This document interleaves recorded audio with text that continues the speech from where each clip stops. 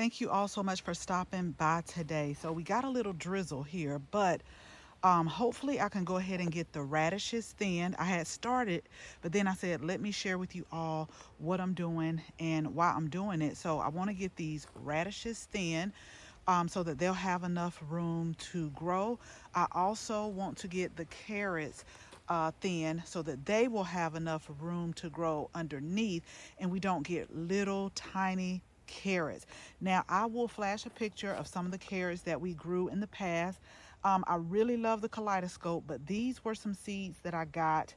And so I wanted to go ahead and get those planted and just test those out and see how they are. But as you can see, what we did with the carrots is we direct sowed the carrots, which means we made like a little trench and we just took our hands and just placed the seeds. And as you see, I got a little heavy-handed in some places. So now it's time to come back and it's time to thin them. But before I thin them out, I wanted y'all to look at them, how they look before I thin them.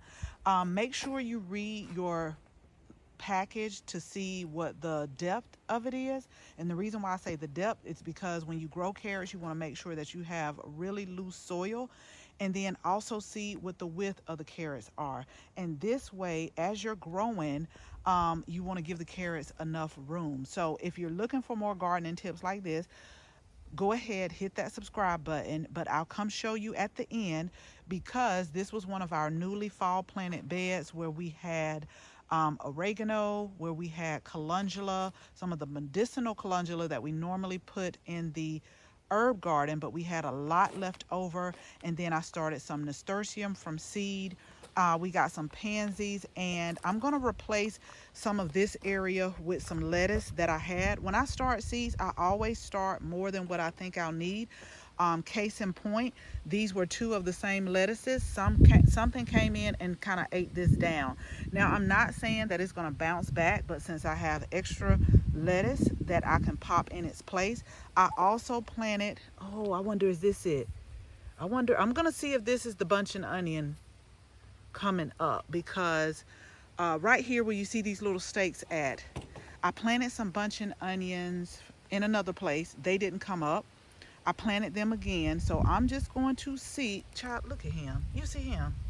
He better be getting some of these worms and caterpillars and mosquitoes. But I'll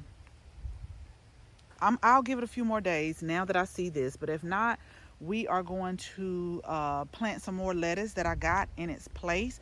And then we got another type of oregano. We got Greek oregano and Italian oregano, y'all. And I promise y'all, I left the cups or the pots in here that they were in because I said I'm going to label them. I don't know who came and blew them off, but that was like a hard blow. I just don't think the wind just like blew them over, but you know, I could be wrong. But the reason why I'm saying that is this is why I make a lot of videos, because I want to share this information with you, but it also reminds me if I have a question about something in the garden, I can go back and look. So I'll have to go back and look and see which one was Greek and which one was Italian. I am personally thinking this is Italian. For me, Italian has much more of an upright growth, where Greek, from growing it in the past, tends to trail just a little bit. But I'm going to make sure. So today we're going to thin the radishes and we're going to thin the carrots. So stay tuned. I'll show you how everything looks once we've thinned them out. So I wanted to get a close-up really quick because I have been thinning these out, and I'm keeping them about maybe 6 inches apart. I'm still going to go back in and clean up a few things, but I'm also looking at the health of the plant, like which one seems a little bit healthier, stems a little bit stronger. Most of them are pretty much in the same phase, but like this one, I'll go ahead and pull it.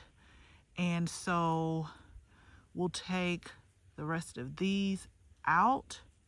And y'all, carrot tops are edible, so you don't have to throw these away. You can put them on some salads.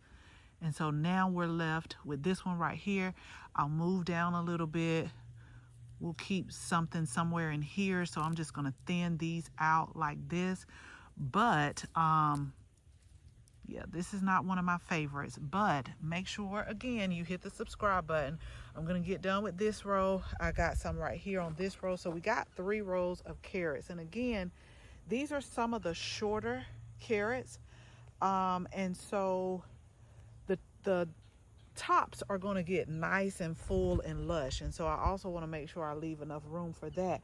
But what I'm mainly doing is making sure that I'm spacing them out as they grow down in the soil, that they'll have enough room and they don't start competing with each other, and then you have like a bunch of small carrots. Okay, so I told y'all I don't like thinning, and the reason why I say that is because I'm probably gonna have to sow some more radish, because I probably thinned a little bit too much, but they will be fine. The reason why everything looks laid down is because it drizzles, and then I'm thinking, okay, I'm not gonna water. It's done this for like 2 days, and then nothing really happens, nothing get watered. Although these are on drip, I have one more bed that I want to clear out. So I'm just going to go ahead and hand water. So everything kind of seems like it's laid down, but I promise you it will bounce back. But I do want to show you something that I put in the place of the bunch of onions. I am thinking that the pack that I got, it just wasn't a good pack. I'm not sure what happened, because I've grown bunch of onions before, and I have never had not even one seed germinate. But let me tell you what I did. So we thinned these out, and I'm gonna wait till the leaves or the tops get a little bit bigger. Then I'll come back and see if I need to thin out a little bit more. But right now we're gonna leave it as it is. I'm not going to, I really need to put diatomaceous earth and insecticidal soap on this bed, especially for the calendula, because I see aphids that are starting to arrive, and I don't want it to get out of control. But if it's going to keep drizzling, keep raining, then I'm just going to have to wait. What I may do is come back with my hose really quick. As a matter of fact, that's what I'm going to do, and spray it off, because you can use like a strong stream of water and just kind of knock them off, and then we'll see what that does. But what I did is, about a month ago, I started some Italian Torpedo onion seeds. I started those from seeds, and I was going to put them in the ground, but I took about 8 of them and put them in the bed. They'll stand back up. But this is a new type of onion that I am growing. Although it says intermediate day, I did some research on it, because we're here in Georgia Zone 8A, and it says that it is still great for this climate. And they're more long than they are wide when it comes to bulbing. So I'll try to flash a picture up to let you see how they look. They don't get really big, and they're just kind of long. I think it's at about 4 to 6 inches. And so we're just going to let those stay right here, because carrots and onions are a great companion plant. If you looked at the beginning with the one lettuce that was just like this, that the pest had eaten down, this is a main reason why I always start more seeds than I think I'll need, is because I was able to pop some that I've already started right here. And so we're just going to come back in after I think the drizzle has stopped. We're going to come back in with diatomaceous earth. We're going to come back in with an insecticidal soap, because this bed right here particularly, all I saw was aphids, and that's kind of known like for lettuces here in this area.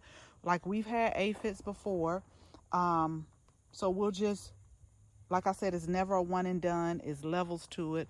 I'm okay, but y'all hit the subscribe button, because I want you to see these carrots. This is a new type of carrots that I'm growing this season, and as I was thinning, y'all, I kept saying, see, this is why you do seed tape. You want to know, you forgot why you did seed tape? This is why. I actually had to put like my reading glasses on, bend over at a 90 degree, and just really get in there and just thin. But it's going to be a nice, lovely bed. I can already tell. Hopefully the nasturtiums will serve.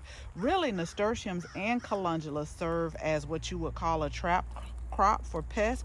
But the nasturtiums are edible, and this particular calendula we use in our edible flowers. This is more of a medicinal one. So I'm excited to see those grow. And then again, we always do vegetables, flowers, herbs. So we have our pansies that looks like we're going to have to do some pest control with these. We also have, and I can tell that it's some type of caterpillar because if you look right here, these are the droppings. So that right there tells me BT. So we got a little caterpillar dropping, worm droppings. We got a little aphid going on, but we'll get it up under control. Okay, so as always, thank you all so much for watching this video. Make sure you share this video with your family and your friends. And if you're not a subscriber, go ahead, tap that subscribe button. Make sure you tap the bell so that you can receive notification each and every time we upload a new video. Again, thank you all so much for watching. And until the next video, bye-bye.